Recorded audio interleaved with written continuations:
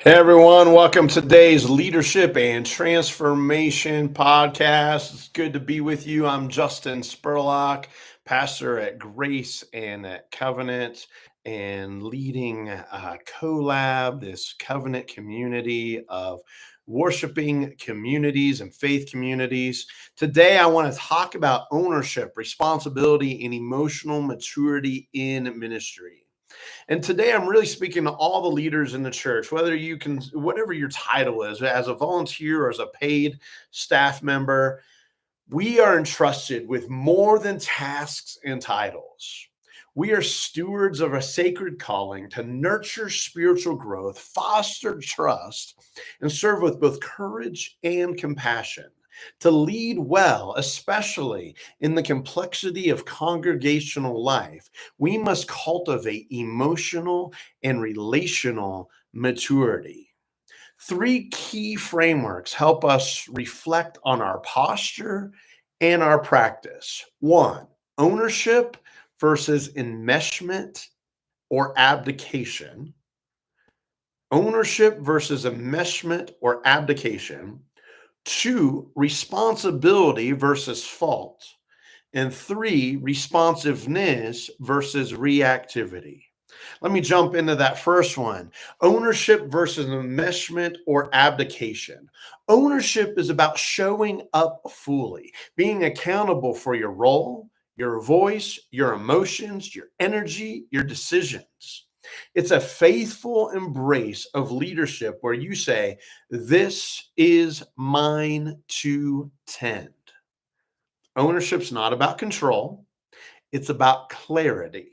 Now, I've obviously said a lot about clarity in the last Good Call series. So, if you want to understand more about that, I ask you to revisit several of our episodes from that past series. I will talk about it more in upcoming episodes. Ownership also doesn't mean doing everything. It doesn't mean doing everything, but it does mean being fully present and engaged. In contrast to ownership, we can fall into two unhealthy extremes. One, enmeshment, taking on too much, blurred boundaries, confusing our sense of worth with others' reactions. This often stems from our anxiety or our over identification with a role or relationship. Enmeshment. We've all seen enmeshed leaders, and the boundary breaking, the blurring of those boundaries can be seen every single time. And it usually comes from anxiety or this over identification with a role or with a relationship. The opposite extreme of that is abdication. It's withdrawing, it's deflecting responsibility, it's staying silent when courage is what is needed. This often shows up as "it's not my place," even when leadership calls us to step in. Healthy leadership owns what is ours, but not what is not. Healthy leadership owns what is ours, but not what is not. Number two, responsibility versus fault. In pastoral and congregational life, conflict and mistakes are inevitable. A common trap is confusing responsibility with fault. Responsibility is forward looking, fault is backward looking. Responsibility asks, "What can I do now to contribute to healing, clarity, repair?" Fault instead asks, "Who caused this? Who should we blame?" Leaders who take responsibility without shame or blame create room for growth. They say things like, "I didn't cause this conflict, but I can help address it." They say things like, "I didn't make that decision, but I can help explain it with transparency." This mindset of responsibility versus fault builds trust. It avoids defensiveness and instead fosters a culture of grace where mistakes are acknowledged without fear and healing becomes a true possibility. The third area is responsiveness. Responsiveness versus reactivity. Ministry places us in emotionally charged spaces. Grief, conflict, change, unmet expectations, and so many more. The way we respond matters as much as the action itself. Responsiveness is grounded.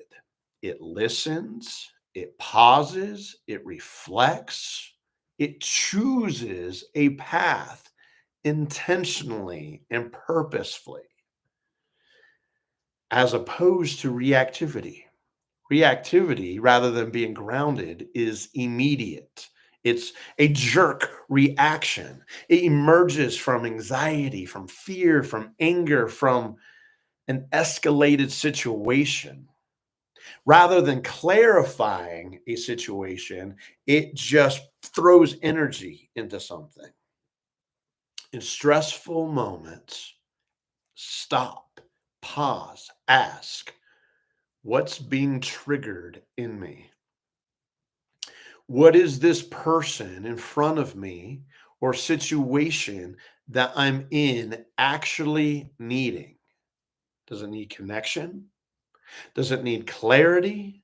Does it need reassurance? Does it need boundaries? You hear those questions right there, friend? That is very different than reactivity that just looks at the surface and goes, oh, let me give this thing in here. Instead, you step back and go, maybe the reason why the situation is so elevated is the person or situation needs connection. Maybe it needs some clarifying. Maybe this person needs some reassurance or encouragement or support.